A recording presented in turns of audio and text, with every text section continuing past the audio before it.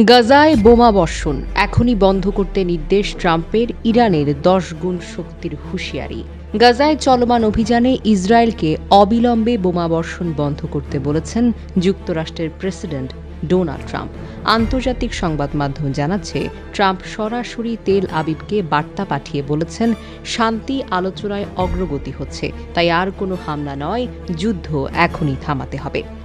হামাসও ট্রাম্পের প্রভাবের কিছু অংশে সায় দিয়েছে।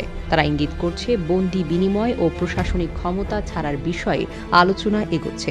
ফলে একদিকে যুদ্ধ থামার সম্ভাবনা দেখা দিলেও অন্যদিকে মধ্যপ্রাচ্যের নতুন এক অস্থিরতার জন্ম নিচ্ছে। এপি এবং রয়টার্সের বিশ্লেষণ বলছে, ট্রাম্পের প্রস্তাবে অন্তর্ভুক্ত রয়েছে তাৎক্ষণিক যুদ্ধবিরতি, বন্দি বিনিময়, গাজায় অন্তর্বর্তী প্রশাসনের রূপরেখা। তবে হামাস নিরস্ত্রীকরণের মতো সংবেদনশীল বিষয় এখনো সম্মত হয়নি।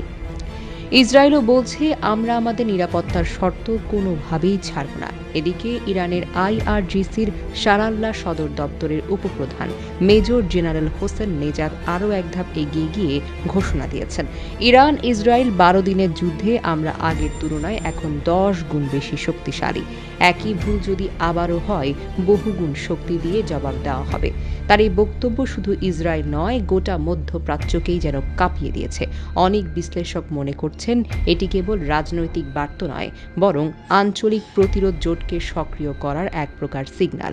মানবাধিকার সংস্থাগুলো বলছে, যুদ্ধবিরতির আলাপ আলোচনা চললেও গাজার অবস্থা এখনও মরণাপন্ন।